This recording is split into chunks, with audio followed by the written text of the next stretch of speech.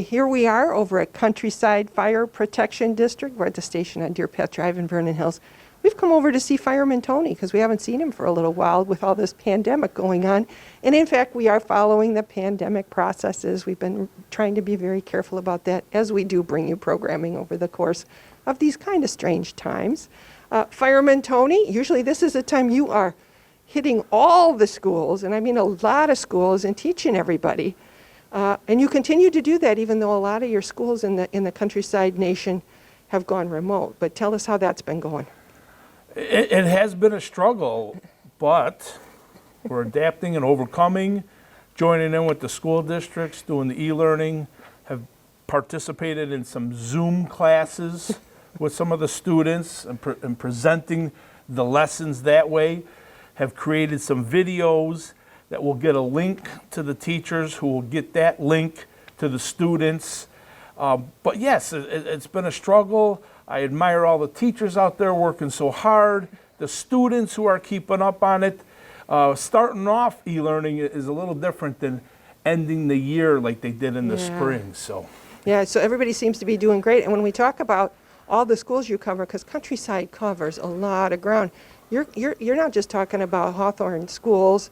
You're far and wide. Can you name some of those kids out there that you've been keeping track of all this time? Well, yes, we have the Fremont school districts. We're down in the Kildare school districts with Country Meadow Elementary and Woodlawn Middle School, the Diamond Lake School District, of course Vernon Hills High School, and then all the Hawthorne schools.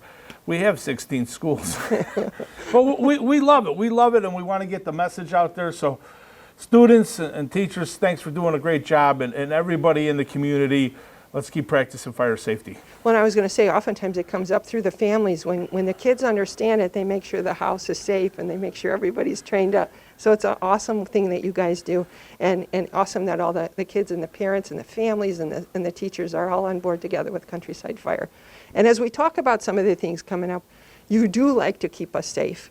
And it is not too early to think about winter, if you can believe it. So you want to announce another free program you've got coming up. Absolutely. I know it's a little early in the year, but Saturday, October 3rd, from 7 a.m. to 4 p.m., we're offering a snowmobile safety class.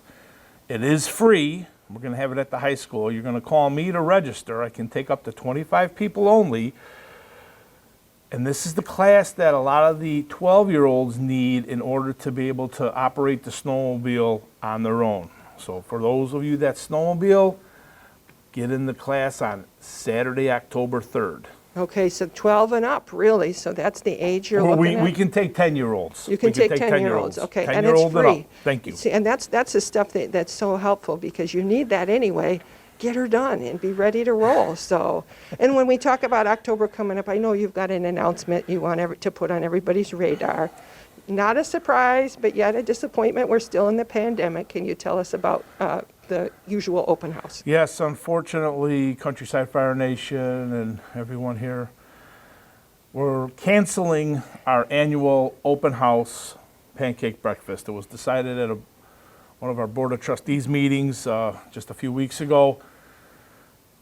That would have been October 4th, but this year, due to the COVID pandemic, our open house pancake breakfast is canceled. I'm so sorry. We'll be back next year, stronger than ever. Yeah, we will be back. All of us will be stronger than ever by next year at this time. So, well, let's talk too. Now, one of the things you like to train people up on is being safe. And we're home alone. We're home as our families more. We're cooking, we're grilling out, we're making fires out in the backyard in the fire pit. I know that's one of the things as we come into fall. It's such a neat thing to sit around in your backyard and cook s'mores and things like that. Can you give us some reminders about how to do that safely? Yeah, we want to definitely be at least 25 feet away in the manufactured fire pit, burning nothing but the firewood, no leaves and twigs and yard waste. And can you explain why leaves and twigs and yard waste are scary, especially when well, there's the a embers breeze? and ashes can technically be, blown a little bit easier. We want to be burning if we're going to have one of these outdoor recreation fires with winds less than 15 miles per hour, at least 25 feet away from your home, as I mentioned.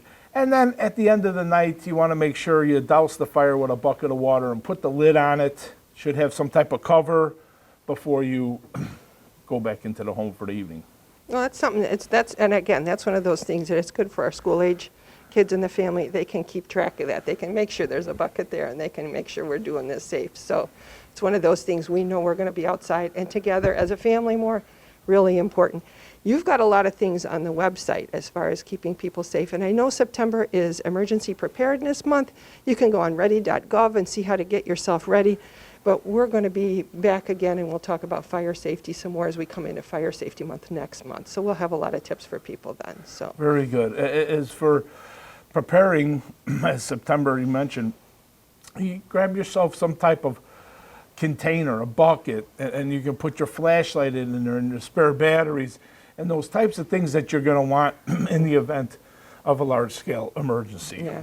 a power outage for several days. What are we going to need there? yeah, exactly. When the power goes out, it's surprising what you all need, and that's where you're one of those guys out there saying, be ready, be prepared, get ready for what could happen, and then hopefully then once you're ready, you don't ever have to use it. That would be the awesome way to do it. Correct. And that long list is, you can find that on our website as well. Okay, excellent. So, well, you know what, Tony, we'll be back again to talk to you. Thank you for taking care of everybody. Thank you for educating all the kids all around Countryside Fire Nation.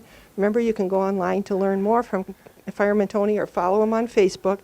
And we always like to end it with, what do you do if you think you might have a problem and you think you might need help, but you're just not sure? What are we supposed to do, Fireman Tony?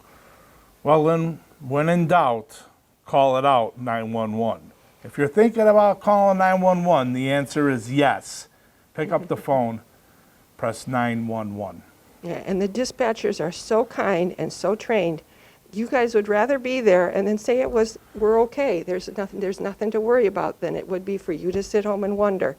Just get it done. Call right away. Absolutely. All right. Thank you to Countryside Fire. Thank you to Fireman Tony. And remember, let's all stay safe, stay distant, do what we got to do to get through this. Thank you so much. You're welcome.